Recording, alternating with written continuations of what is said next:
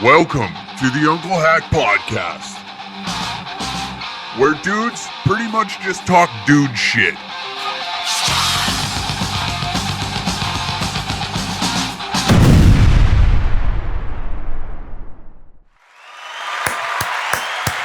Hold me now. It's hard to say I'm just a gay boy. Welcome to another episode of the Unclehack Podcast. Living, loving, laughing. That's what we do here on this show, right? We talk about things that don't matter. Quick public service announcement. The exclusive version of the Unclehack Podcast is up and ready. We swapped episodes, okay? So that's what we did here. Because of the events that are unfolding on Facebook. So this weekend, February 9th and 10th, the Thunder Bay shows have been moved to May 3rd and 4th.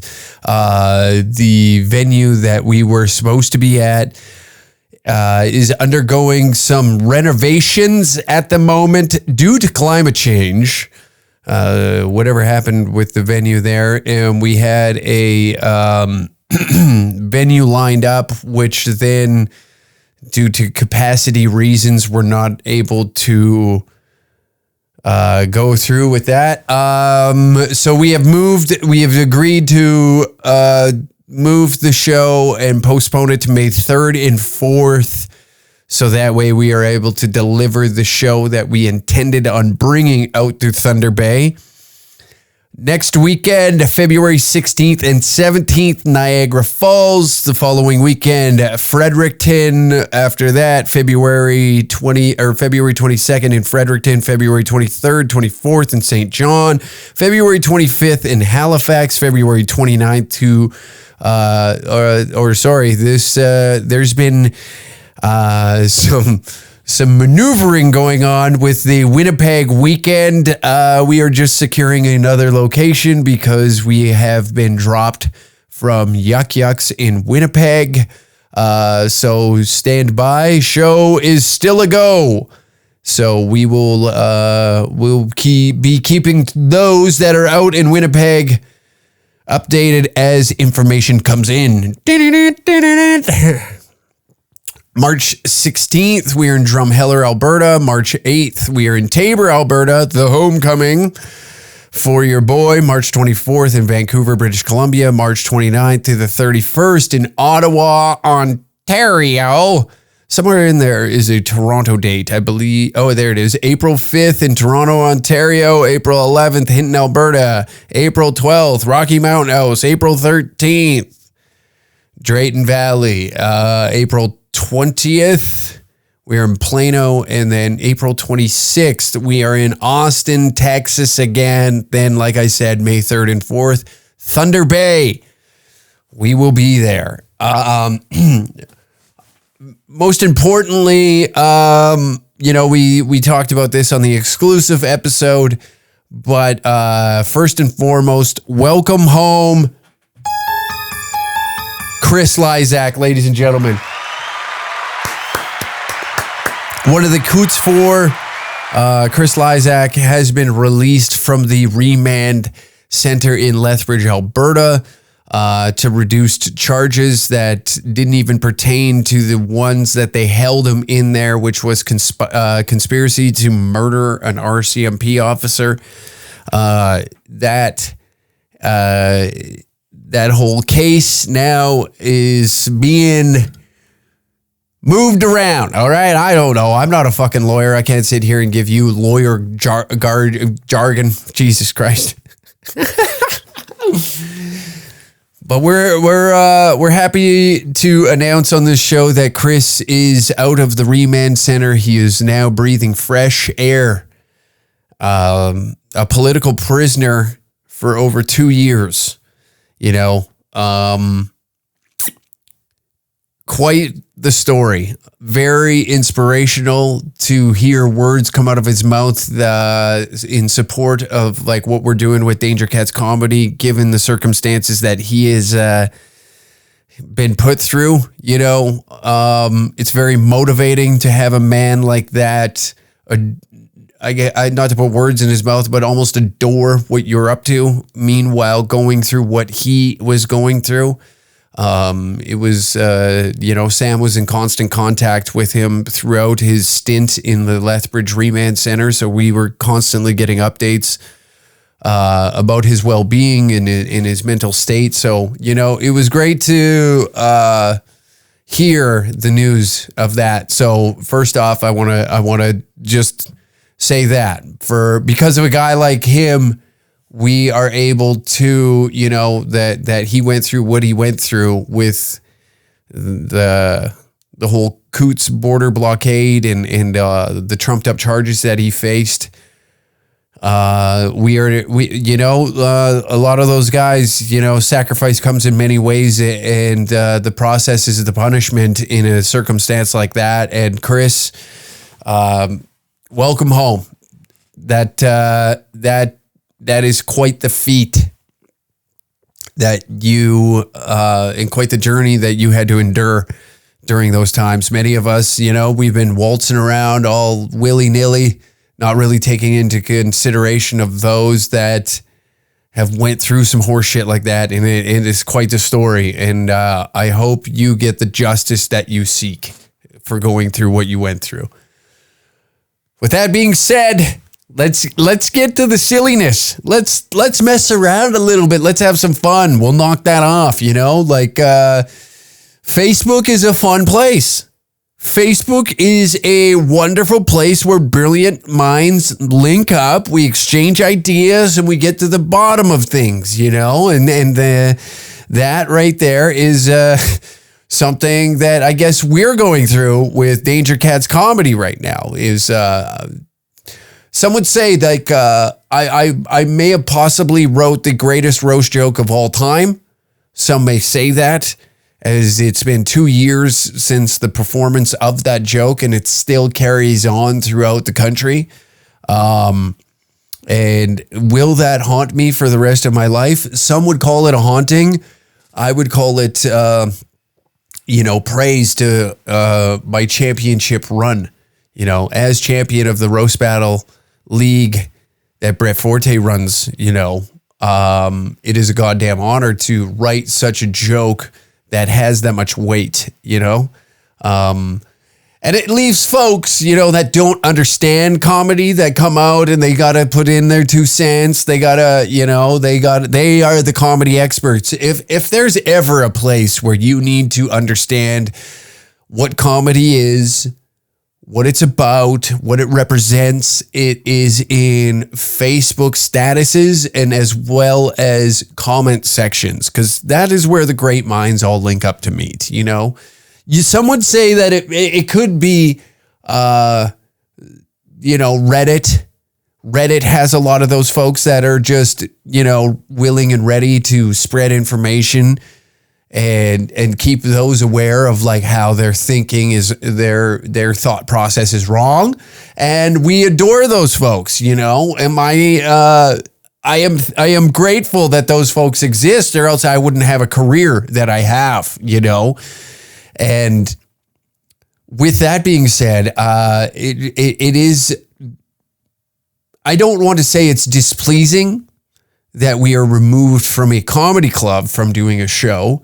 You would think that a comedy club of all places would have an understanding, and I don't think that one club represents the whole brand. I want to make a point of and be very clear with that. But with that being said, when one club, has a particular issue with that being said on the stage, it is great. I can't sit back because I can't sit here and talk shit about the whole brand. I can't do that, right? I can't say disgusting, grotesque things about the brand or the chain of comedy clubs that they all represent the same thing, because it went all the way up the food chain, and it's good to know that some people still have a stance, and unfortunately that that stance isn't shared throughout, and one particular place like Winnipeg is not willing to stand behind what comedy represents, and they're more scared of emails. Emails, I'd say, are the most terrifying thing on this planet these days. Is when you receive an email, it's almost like a phone call when the early years of, actually probably now, they're similar in a sense. It's like, this is an archaic way of communication, similar to phone calls. You don't want to pick up the phone. Nobody picks up the phone anymore. You don't want to talk and hear the other person's voice and understand like their tone and delivery on what they're trying to say. You want to play the game of guessing the tone and delivery through text messaging. That's where we want to exist in, right? You can't sit around and just allow people to pick up the phone and have a phone call or send you an email. Those are archaic, grotesque, disgusting ways to communicate as human beings, and it is vile to me. But I understand, I've gotten a few bad emails in my day.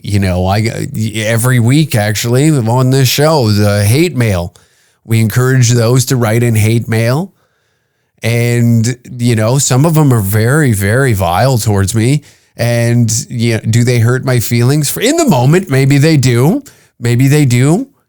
Do they get under my skin? Oh God, they get under my skin so bad that I love to screenshot them and put them on my Facebook profile. So that way people can, decipher on what this person truly meant.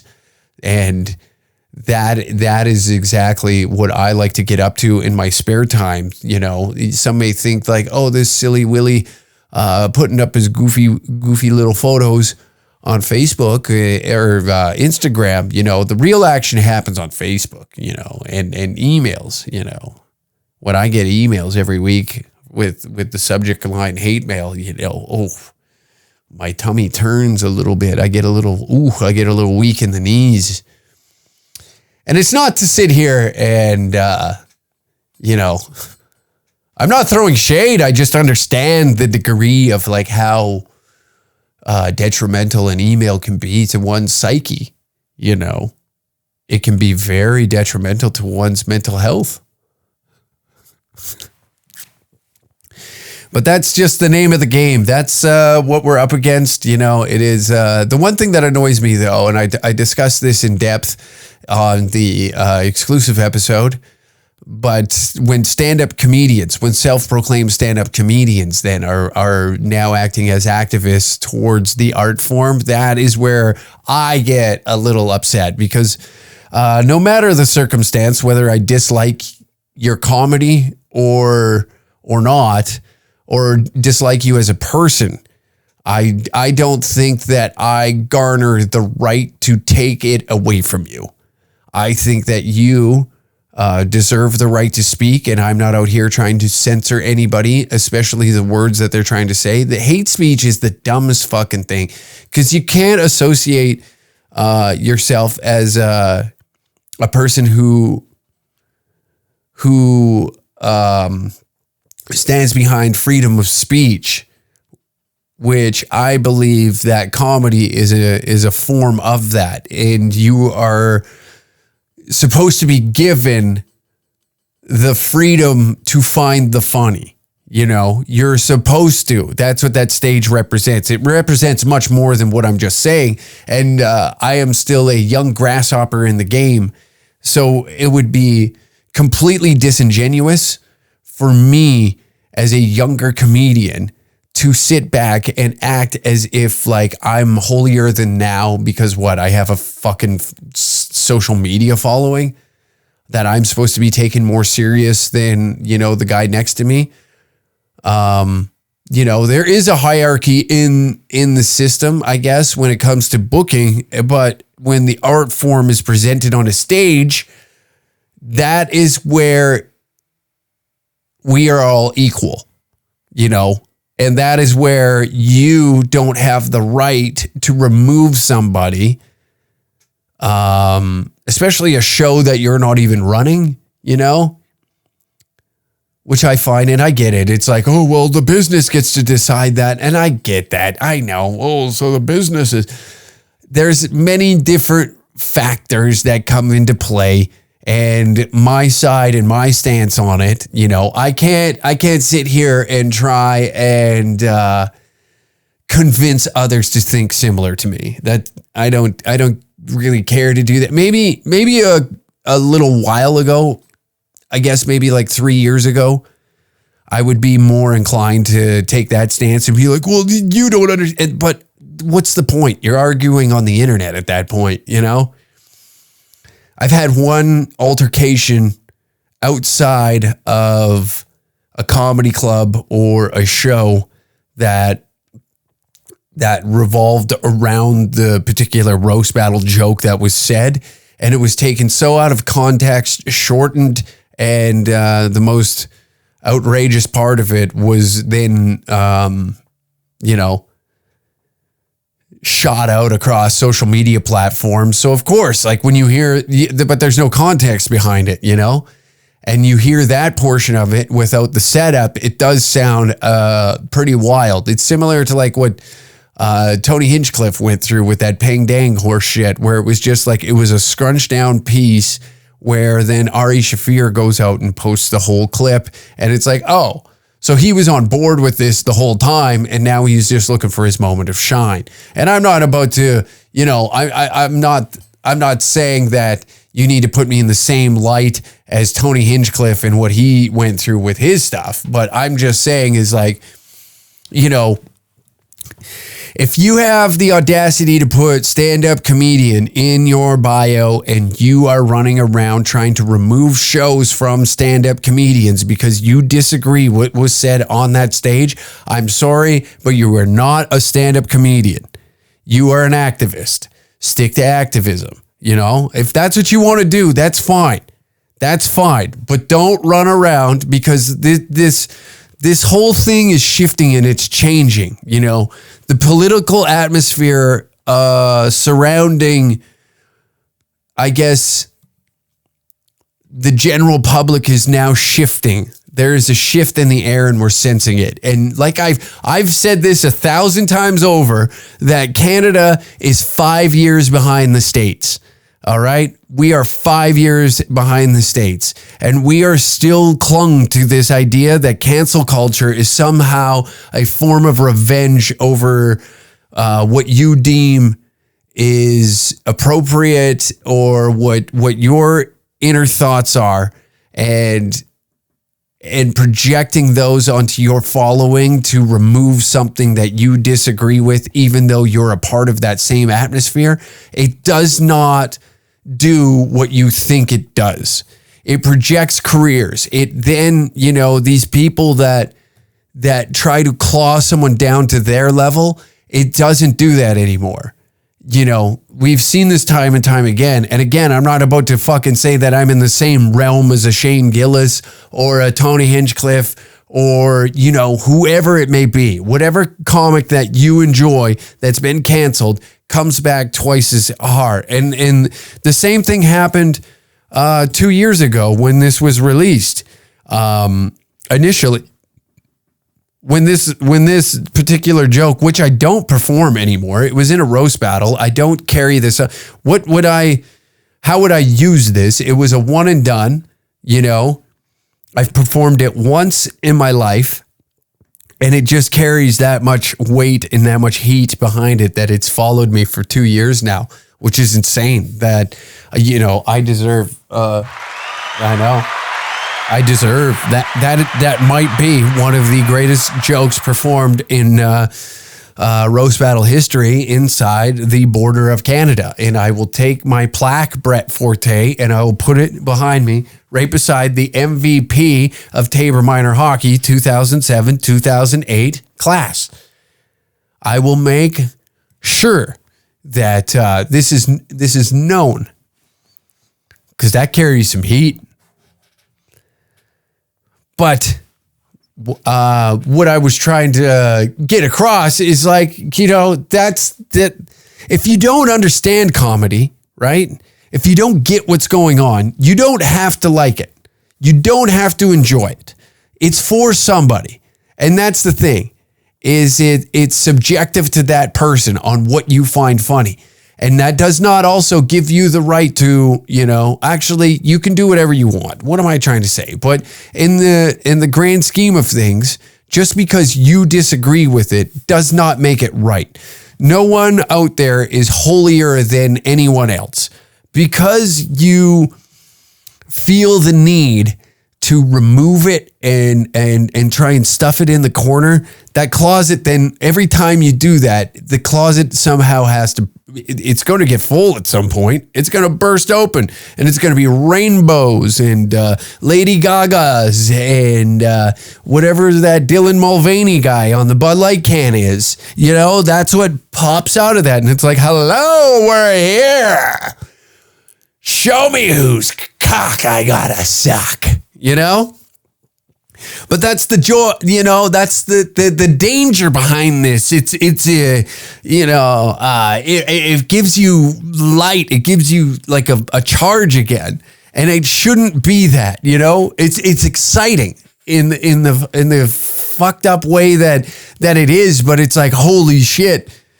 When it first happened, like I've been through this numerous times on the internet, and at some point it just gets old, but there is like I guess an aspect of like adrenaline that takes over, and you see this, it fuels your fire, I get it. Like maybe some of our shows are, maybe our show's deemed offensive. Maybe we are an R-rated show. We are an X-rated show, triple X-rated, and we tell you that, the internet, then it is a different realm than a comedy club, because you don't understand the context and what's happening in that room. It's difficult to have that same vibe, same feeling, and a lot of people are like, well, why do comics put out comedy specials? Money, money. Some of you don't get the opportunity to go see these guys, and then they craft what they think is a great hour. They perform it, they take it on the road, and then when it's time to shelf it, they record the special, and then it's time to move on to the next hour. That's the joy of it. But this game is something, and it just continues, like outside of Yuck Yucks. This just took place on February 1st. So just last week, anti-Israel protest outside of Yuck Yucks was no laughing matter. The funny business is supposed to go on inside a comedy club, not outside of it. Oh, great writing. But we're going to take a little peek into some of the things that took place there. I don't want this to fucking... It was loud. Caught on camera. Mark Breslin escorted into Yuck Yucks. So that...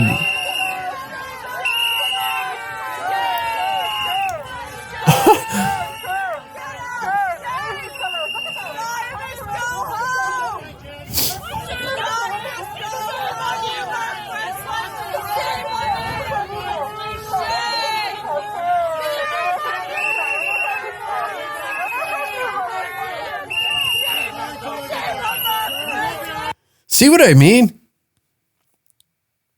Regardless on whether or not you agree with what the event is taking on, what's going on there, but this is the level of retard that we're dealing with in Canada. There's a show going on there, and it was deliberately, I believe it was like Aaron Berg. There was a few other, Rich Voss, who also got canceled from Winnipeg, now that I think about it, right? Yeah. You recall this? Rich Voss, Winnipeg. There it is. Let's bring that up. This is how pathetic our country is. Here we go. Rich Voss. American comedian's racist remarks spark a walkout at Winnipeg comedy show. See, this is again like someone like Rachel Bergen writes this as if like, aha, we got him. But then he goes back to a place called New York City. I don't know if you've heard of this place. Like it's a mecca of comedy. Some of the most legendary clubs on the planet they exist inside that city. So now he just goes back to America with credibility.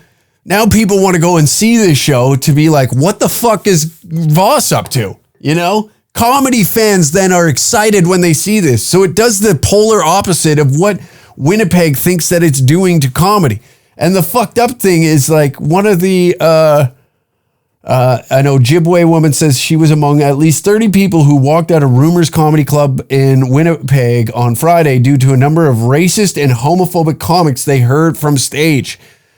One of the things he said was, hey, listen, lady, I'm not your sponsor. You need to go to your next AA meeting.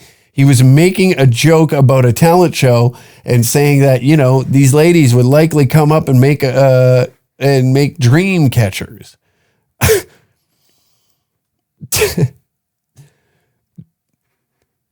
Why can't we be able to come out for a fun night without indigeneity being brought up, without that being the center of his jokes and attacks? To see my sisters and my relatives to be treated in this way, you get this sense of protection. There was, although Rumors Comedy Club, Mark Turner, there was, I recall,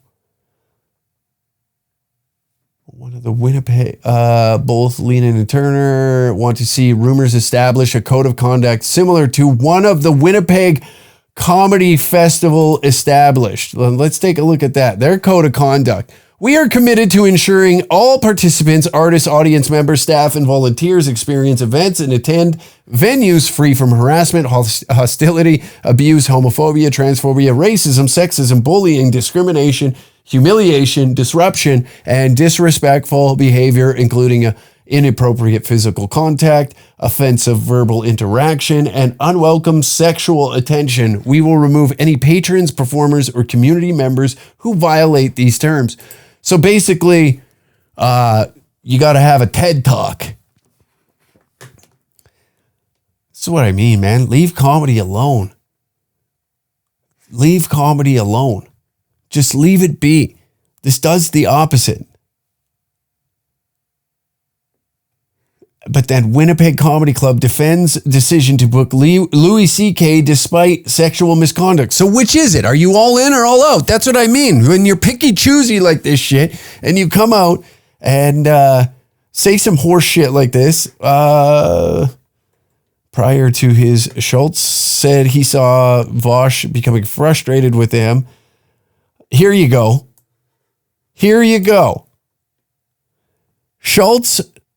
Tyler Schultz, the club's general manager and booker, says he was there for Voss's set and confirmed he heard some of the racist comments toward Indigenous women. Schultz said he saw Voss becoming frustrated with them, as Schultz says the women were being loud and disrupting the show.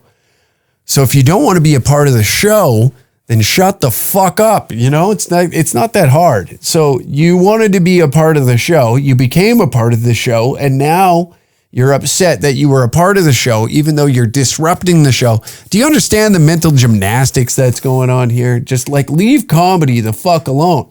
And then you have these morons who are outside of a club that are screaming, yelling, fucking trying to disrupt it. But in fact, all you're doing is bringing credibility to something like this. This causes like some folks to want to be a part of it.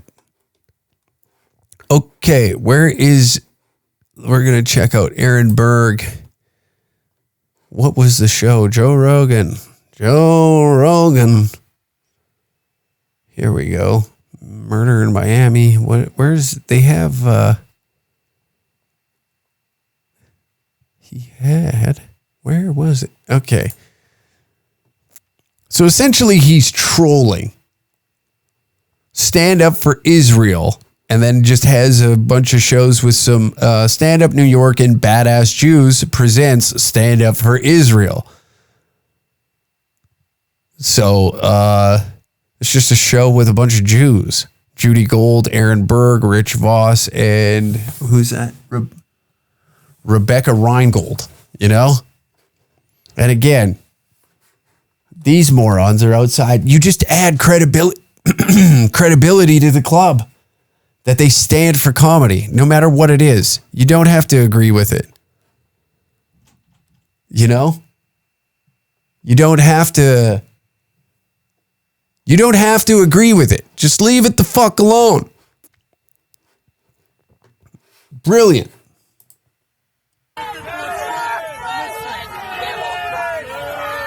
I would love this.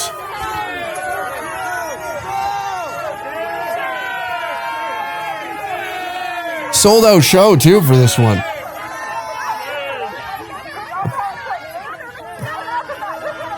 They're all wearing masks.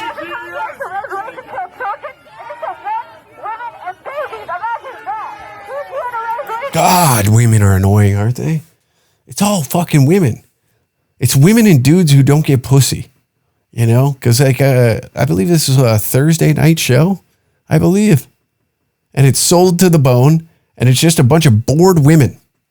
You know, just bored women. That's what causes the most noise. It's just bored women sitting around. Shut up, enough, will you? Can you relax? My God, you remember your grandpa really fucked up by not just being like, hey, maybe they shouldn't vote. You know what I mean?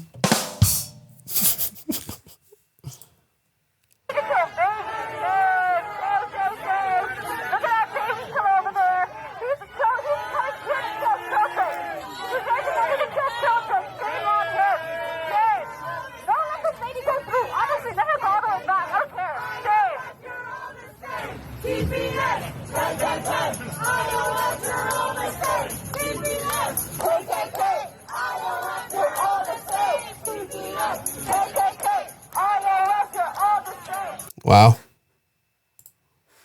Hope that's outside of a Danger Cat show one of these days. You know, that's good footage. That's good promo, you know? I'm wasting so much talent not being a wrestling heel, you know? If I could learn how to wrestle, God, I would be a star in the WWE. I'd be touring every goddamn day. I'd be in a new city and I'd just be fucking making people hate me. I'm clearly good at it, you know? I could be the Stone Cold Steve Austin of this generation. But instead, I'm wasting all this talent just telling jokes in fucking Thunder Bay, Ontario, May 3rd and 4th, because the show got moved because of venue problems. But that, you know, that's besides the point, you know. And instead, I got to be condescending and an asshole on a podcast when, you know, I could be out wrestling with Cody Rhodes at WrestleMania. I could be suplexing Roman Reigns, you know, and pissing off all the people. I'd have them upset. They'd be losing their minds. But no. What do you want to do? You want to tell jokes. You just want to tell some jokes and amuse the people. Just get them fucking going, you know. That's But the crazy thing is it just doesn't work in that sense. It just doesn't work like that. You know? It makes it just makes it more fun in a way, is seeing this. And I understand that we got to be, like, the funny has to be there. And I know with our shows, just based upon laughs, that people are having a good time. I know that for a fact, and I will stand behind that. And yeah, is some of our jokes a bit shocking, but we toe the line. That's what it is. It always has to be more funny than shocking. You can bring shocking to the table as long as it's funny. But if you're just going out there for shock value, you know, as long as you can follow that up. That's the joy of this art form, is like being able to speak about these things. But if you want to censor that art, you go right ahead. Get me my fucking visa. Give me my fucking 01 visa quicker. You know, you got a whole country that dislikes you. It's not like Canada matters, though. That's the thing. It's like you can't really, like, because we do shit like this. Like, We're always in the news for goofy shit like that. Like the Rich Voss scenario. And then this just came out, you know? A Rebel News reporter goes to a university. Get this fucking shit out of here. Go away. 5 trans players dominate women's college volleyball game, sparking outrage and claims of cheating. 5 transgender players reportedly dominated in a recent women's college volleyball game in Canada, sparking outrage online, including from tennis great Martina Navratilova. Canadian website Rebel News posted footage showing 3 trans athletes playing for Seneca Sting and 2 for the Centennial Colts in a January 24th game. Okay, so it evens out. Evens the score. Who's got the better trans? You know? It's like having, you got Marty McSorley and who would be another great tough, like 2 tough guys on each team, and it's like, who's the tougher? You know, we're up here. This is how progressive we are up here in Canada, that we put the trans against the trans and we mix them in with the ladies, and we're just trying to figure out like if you can have a bit of an advantage. You know, it's like kind of like this is our version of Tom Brady deflating the football in the Super Bowl. You know, that this is, and it. You know, ironically, this is deflated balls. This is our version of deflated balls. You know, we just put the trans against the trans with we sprinkle in a few ladies just to be like, look, you can barely tell the difference, you know? But then David Menzies of Rebel News, we're going to check out some of his... females. Sir, why are you taking away a spot from a real woman? Hey, excuse me. Don't touch me, sir. Don't touch me. Don't touch me. What's wrong with you? What is wrong with you? It's always fun when you get an African. What is wrong with you? Why are you here yelling at these beautiful ladies? Hey, don't touch me, sir. Don't touch me. Don't touch me. What's wrong with you? Why are men playing with women? We saw it with our own eyes, and now they're changing this. Hey, coach, why are you playing male players? Why are you? It's always odd when you see a what looks to be a Redditor as a female volleyball coach. You know, what are you doing? What are you doing? What are you up to? Andrew Mallory, women's volleyball head coach, Centennial College. Where's Centennial College? Is this like a community college kind of deal? Centennial College. Where is this? Oh, it's in Toronto. Over 400 diploma, degree, and certificate programs offering. Let's get some information about the Centennial College. Not much on Wikipedia. Is this like Last Chance University a little bit here? Is that what it is? You know, I'm not exactly the person that you should be running to when it comes to, university degrees or anything like that. You know, I have admitted many times on this podcast that I'm not the most brilliant man. You've seen me struggle with words. You've heard me struggle with words. My reading ability, you know, may not be up to par. I'm on the reading level of a grade 5 student in a impoverished area, you know, with parents that don't really care that much. So this person now resorts to crime. I just instead went to the internet and the oil patch, you know, what every person from my hometown would do, instead of not much crime to be had in a small town, not much crime worth bragging about anyways. You know, what are we going to do? Steal copper wire? What are we going to go rob fucking abandoned houses of the copper pipes and try and sell it? You know, there was one pawn shop in the town. Unless you wanted to drive a half an hour to the closest city, which was Lethbridge, to try and pawn off jewelry that you would steal. But even then, that's a bit risky, isn't it? You know, even then, that's a bit touchy. It's a little kind of shitting in your own backyard, aren't you? So crime isn't really an option. And if you know, like in the past, we've brought up a few circumstances of like how petty the crime could be. Is a bunch of kids with a pellet gun went and robbed a corn stand. You know, that's the degree of crime that you can get up to in a place like Taber, Alberta, where, you know, now we have different issues to worry about. And when it comes to getting out of the town and going to a place like Centennial College would be like the holy grail of getting out of Tabor, you know? And it truly irritates me that I'm a little late to the party when it comes to this athleticism thing. Like if only this whole language shift would have happened in like 2005, I might have a fucking athletic career. I might have went on to play volleyball for the Centennial College, but no, it has to happen in 2024 and I missed the boat. So it is a bit disturbing to me, you know? It does irritate me. What am I going to do now? Am I going to bring ageism and sexism into fucking play? I'm a little late to the game on that one. You know, I'm 33 years old. I can't be running around town pretending I'm a woman all of a sudden. It's like you're going to see through it, where I had to get in before the getting was good. It's kind of like a pyramid scheme in a sense, you know? If you're the first one in and you can dupe all these other morons, which I'm a pyramid scheme expert. I've been in 2 of them, to be honest.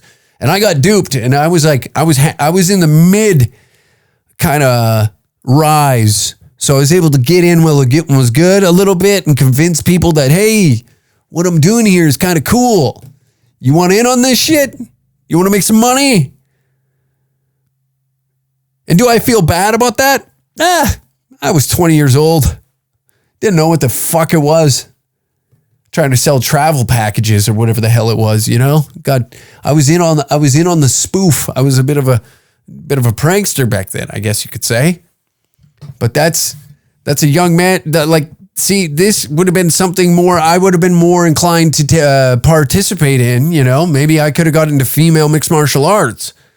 Still get my fucking head caved in by some of these ladies. At least the fight would end with me having a hard on. Nothing sexier than a woman punching you in the face. Am I right, fellas?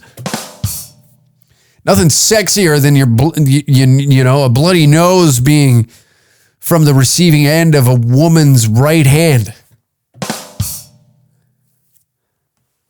Jesus Christ. Anyways, back to the video. Playing male players. I'm not. Wow. Chaotic footage shows an outraged Rebel News reporter confronting members of a college female volleyball team in Toronto. Do we have any more footage? But that's what I mean. Like, the scale is quite tilted in terms of the whole trans athletes, you know? It is quite tilted.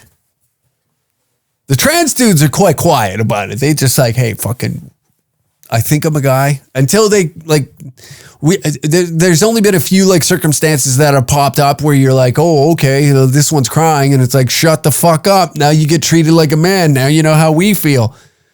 And crying on TikTok being like, fucking, I can't believe how it's so hard to make friends. Oh, suddenly, are you believing that you're in the right body? What did you think happened over here? It's all sunshine and fucking rainbows? No, every day you got to hear about, oh, you're fucking, yeah, shut up, go to war for me. You know, all these whining fucking women. And then they're always, North American women always complaining. I've noticed that, you know, and you come to a show where I'm bitching and whining and complaining about news and what's happening in the world. And it's quite, contradicting what I'm saying about the ladies as I sit here, but this is for entertainment purposes. If you're coming to this show and taking me serious, I hate to see where you end up. You know, I hate to see where you end up as a human being. But this show is meant for the morons. You shouldn't be watching this if you have an IQ over fucking 15. You know, if you got an IQ over 15, turn this off now. You need to be doing something better with your life, you know. You could be laying bricks. You could be getting yelled at by a foreman on a construction site right now, but instead you're sitting here, you're listening to this? What is wrong with you? You know? And that's the joy of being a dumb male in this era. You just got to understand where you are in the pecking order, you know? But if the political shift that we think is happening, boy, oh boy, are we in for a rude awakening. You know, you can sense it. You can feel if you take a step back and just view the world for what it is at times, you're able to you can sense a shift coming. You can feel it in the air. Politically, we're pretty fed up here in Canada with our federal government. A lot of provincial governments are fucking up. A lot of politicians, we're seeing them for what they truly are after, they thought that this pandemic, they were going to come out of this scot-free, unscathed. And now everywhere they go, they're harassed in public. They're like, I don't understand. And that's the disconnect that you have with the general public, The whole thoughts and feelings thing is kind of getting pushed to the side because it's like, what? These thoughts and feelings aren't getting me anywhere. The cost of bananas went up when we started caring about fucking thoughts and feelings, We don't have time for this. I want a rack of bananas in my house, but I can't afford them. I just seen a fucking photo of drumsticks in Toronto. Was it Toronto or Ottawa? A package of 12 drumsticks, seasoned and flavored for $202. Now, they said it was a misprint, but it's an easy way out. It's a very easy way out. It's like saying you're a stand-up comic, but you're an activist. But this is what the world is coming to, is a shift. I think the vast majority, because we spent the past couple years listening, actually I'd say probably 5 to 7 years listening to the loud minority, and now the silent majority is starting to be like, shut the fuck up, I feel that they're drawing out more people that do not care about these minor issues. They're dragging them out to be a loud majority, and more are coming to the forefronts to just be like, can you please knock it the fuck off? It's like with the school system and what children are being taught. Parents now are paying more attention, but how do you distract them? By making their lives harder so they have to get a second job. So this indoctrination process that takes over the course of the 12 years that you're sitting in the school system, you're able to manipulate these minds and teach them whatever. Like, there is a curriculum for a reason, Have we been taught the truth all this time? I don't like to believe that. I don't think we've been taught the truth about human history. I think that a lot of things are manipulated in the media to curate this senseless, emotional being to then become outraged, but they don't know what they're outraged at. It's a distraction from the real problems that exist in our lives. And that's what the media is. It's a tool to keep your mind focused on other things that you shouldn't be mad at, that you cannot control. It's outside your realm. If you start viewing the news for entertainment purposes, which it kind of is that's its whole intention, is it's entertainment. It's a distraction from, what's truly taking place in the world around you, And I find a lot of us buy into it. A lot of us buy into this horse shit right here. And then we cheer and we hop behind it as if like there's some sort of, you're missing something. So you feel whole because you're supporting something that doesn't necessarily make any sense, but because it's twisted in a way as if it's the correct mindset to have, then you get this validation from others that also buy into the horse shit, you know? And it's this herd mentality. And if you step away from the herd and you start saying like, what the fuck are we doing here? You know, if you start questioning the electoral process, you're then scrutinized. You're called a conspiracy theorist. You're called all these names. You know, if you spoke out during lockdowns that this isn't necessary, you were called racist, homophobic, which were, you know, don't even they don't even apply to what you're trying to say, but it's just this name calling horse shit that we believe will silence those folks because they don't want to be labeled that. But now those labels don't hold any weight. When you call somebody that, you've overused the word to the point where it holds it's just not sticky anymore. You know, you used to be able to be like, you're racist, and then you'd have to go on the defense and be like, listen, no, and you got to list off the types of races that you hang out with in your local watering hole, or, you know, I just went to lunch with a Japanese guy. What do you mean? I'm not fucking racist. And you got to do that. Where now it's like, you're racist. And you're like, yeah, fuck, I guess I am. I don't know. Fucking anyways, like I was saying. And they're like, what? You don't care about that? And it's like, you've become immune to this. It's similar to it's like a herd immunity, which hey, can't be saying that on this fucking show. You get the show shut down. You know, you can't have herd immunity. That's the thing. Isn't that funny? It's like we've come to a place now where like herd immunity to these words has been achieved, and now nobody's really scared to be called that anymore.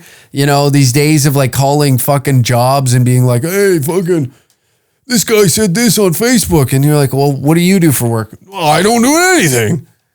What do you do for a job? I'm sitting at home currently, and I'm just waiting for my unemployment check to come in. And it's like, all right, well, are you going to come down and take this job? No. Fuck off. You know, it is funny. We've had club owners too that people have called the club and be like, did you know that they said, fuck off, bam. Like, I don't give a shit. And one of those clubs fuck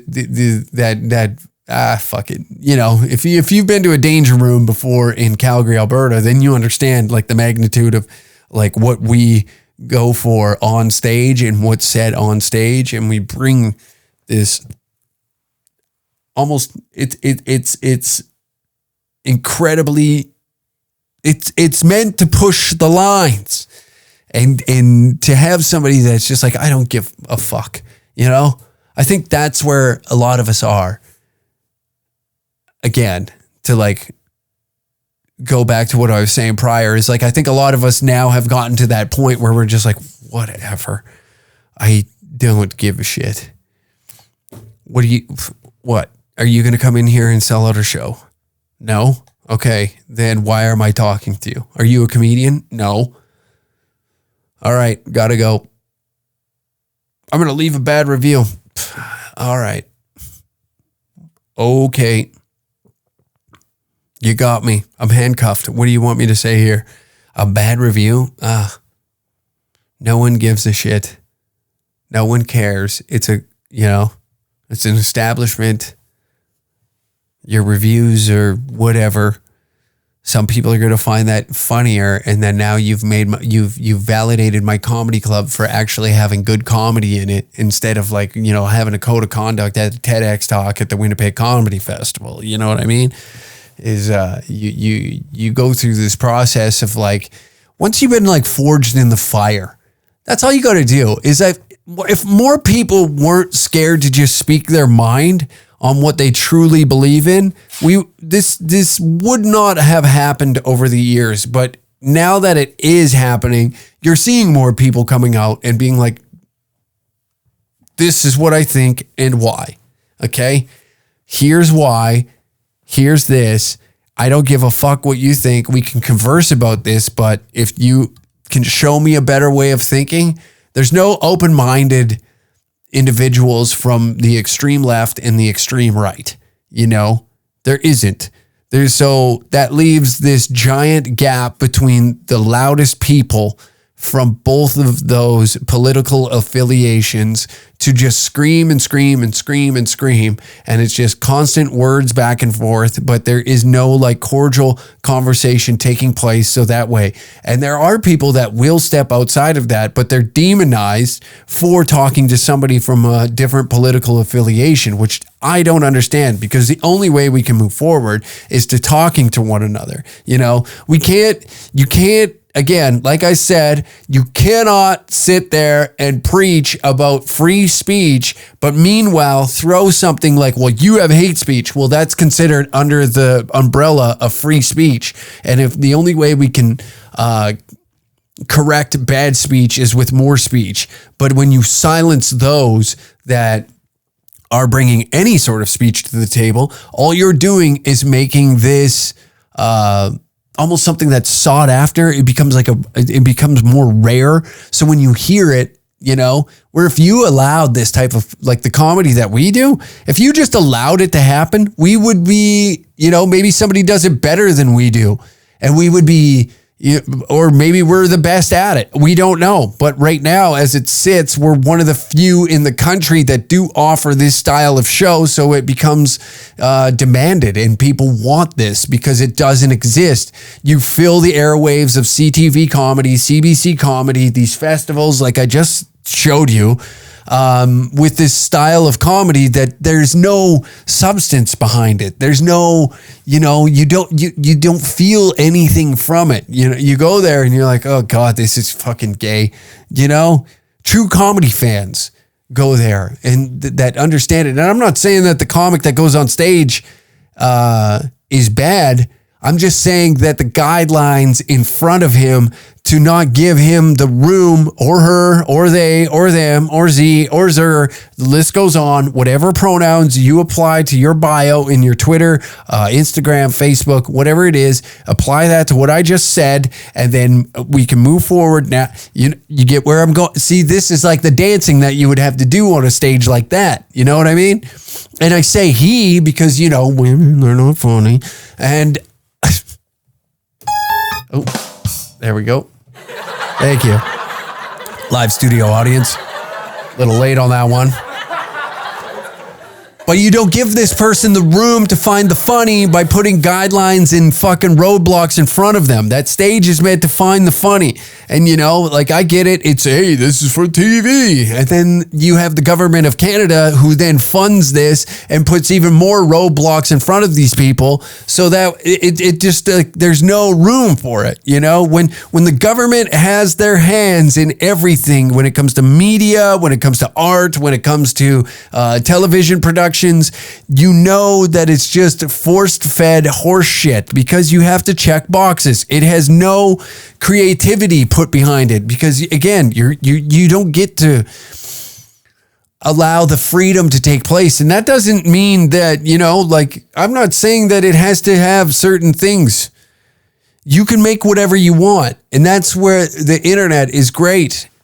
And as we go further down this rabbit hole is like, as the government of Canada is trying to overreach and control the internet and what you see on these platforms, it has to be deemed Canadian. We're going to run into the same problems that we had with the CRTC, putting guidelines up for Canadian content being on radio and television, because then not only do they control what's going on there, there has to be 60% of Canadian content across radio and TV. So then the internet has to be the same, but it has to represent Canada. And now what represents Canada? So now they're curating the culture where they don't understand the culture of the people. That's the thing. The people create the culture. I'm going on a wild rant, and I know that maybe this is supposed to be a comedy podcast. I get that. We'll get there one day. But that's the thing is I don't understand. And I'm not going to sit here and bitch because I'm never going to be awarded something like that. But I'm just saying, for those that do want to go that route, there's so many fucking just barriers in front of them to produce something that could be seen across Canadian broadcast television. And it's a bummer because we're not showcasing our best. It's then turned into this. Basically, it's turned into this. We got to check boxes. We don't get to showcase our best comics because it's a box checking event. You know, who's going to comply? Nobody wants to step outside the box because then you're biting the fucking hand that feeds you. And the other road, you know, to take is to garner your own audience, is to bring people come out to see you. They want to see your show. They don't give a shit. Nobody. Here's a prime example. Whoa, we're spitting a lot. Brett is an accredited comedian who's been on the likes of JFL, the Hollywood Comedy Festival. He's been to the Halifax Comedy Festival. None of those credits hold weight. You know, you hear that and you're like, oh, okay. But when we bring him up and we say this guy has been banned for life from the CBC, it raises eyebrows. It then sets the tone for what his set is going to be. You know, you're more engaged because it's like there's some emotion drawn out of you. You hear like, oh yeah, a little pat on the back session before that. But then you hear like, oh, something's been taken from this guy because of like what he has said on a stage. This must mean that we are in for a great show. This must mean that we are gearing up to hear some shit that we haven't heard in a while. And that's what's fun about this. So regardless of what's happening, you know, to us currently right now by another quote unquote activist, comedian, whatever you want to say, celebrating some sort of win as if like this has hurt us as not only as a comedy trio, but as individuals, that it set us back. Sure, in the moment, you may think that you've won the battle, but this war that we are in, we've been in this war now for a few years, you know, and when these things happen, we garner more attention to ourselves, and then more fans come our way. You just push people. It's almost like, you know when like. You know when like those people that are very strong minded with their political affiliations, and then when somebody inside that group says something that they don't necessarily agree with, and they demonize that person for said whatever, and they've now like finger pointed and blah blah blah. You push them over. You're pushing more fans over to us and people that, you know, would enjoy this style of comedy. So it doesn't hurt. It just helps. It helps us find the people that want to come see this easier. And it also then those folks that, you know, maybe were fans of us that don't realize that they don't really enjoy this type of comedy. Maybe they're able to go and find somebody else, you know. I'm not going to sit here and fucking be like, oh, well, it's all about me. Maybe you aren't into this. Maybe you don't like this, you know, but that's the game, baby. DangerCatShop.com for all tickets. Exclusive episode up. We talk more in depth about, you know, like we said, this is a horseshit show. We do horseshit things and just talk horseshit, and we will see you over at the exclusive episode at patreon.com/DangerCat69. Great way to support the Uncle Hack podcast. Come check out a live show. All the dates that you see or heard at the beginning, you can catch tickets at DangerCatShop.com. Leave a comment down below. If you're listening on Apple, please leave a review or whatever you'd like. And thank you for tuning in to another episode of the Uncle Hack Podcast. We appreciate you being here, and we will see you next week, Thursday at 3 p.m. Mountain Standard Time.